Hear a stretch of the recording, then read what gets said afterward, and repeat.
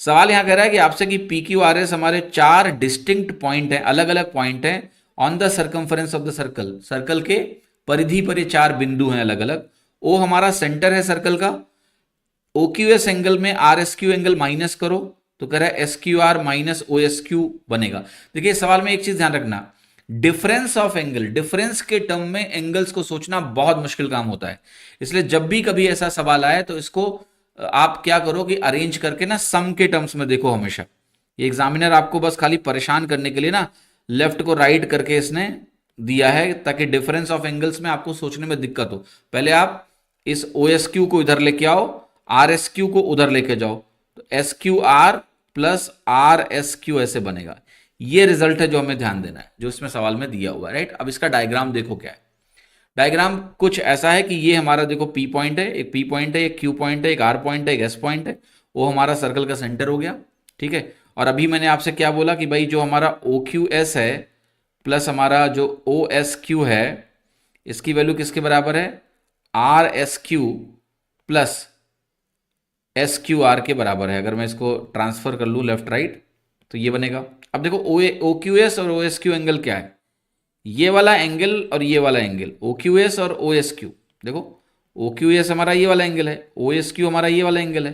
तो कह रहा है इन दोनों का जो टोटल है वो इसके और इसके टोटल के बराबर है, इन दोनों के सम के बराबर है।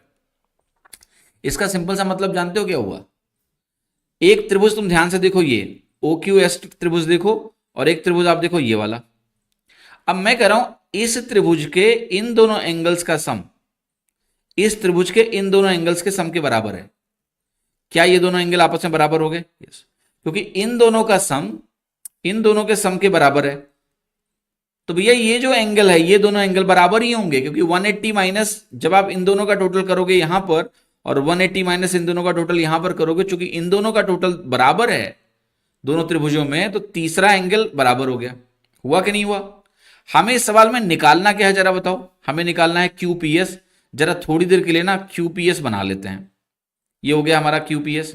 अब जरा इस एंगल को ना थोड़ी देर के लिए थीटा बोल दो। जैसे आपने थीटा बोला, त्रिभुज की एक प्रॉपर्टी होती है ना कि अगर हमारा ये क्यूएस जीवा यानी कॉर्ड सरकमफरेंस पे यानी परिधि पे थीटा कोण बनाती है तो वो सेंटर पे 2 थीटा कोण बनाएगी। ये तो पता ही है आपको। तो यहां आप 2 थीटा लिखोगे कि नहीं लिखोगे?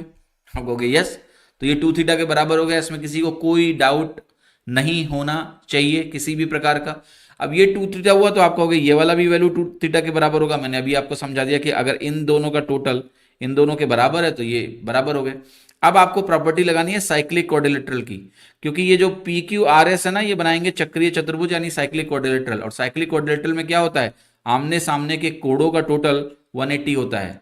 तो ये वाला कोण बनेगा थीटा और इसके सामने परिधि पे ये कोण है 2 थीटा, इसका टोटल हमारा बनेगा कितना, 3 थीटा। और ये वैल्यू हमारी 180 डिग्री के बराबर होनी चाहिए। तो थीटा हमारा कितना हो गया, 60 डिग्री यानी 60 डिग्री के बराबर हो गया। और आपसे जो क्यूपीएस एंगल पूछा गया था वो क्या है, थीटा ही तो है। तो थीटा हमारा 60 डिग्री के बराबर हो गया भैया। बहुत ही मजेदार सा प्रश्न था ये, ठीक है। बहुत ही जबरदस्त सवाल है, मतलब सर्कल की 2-3 प्रॉपर्टीज आपकी यहाँ पर यूज हो गई, मस्त।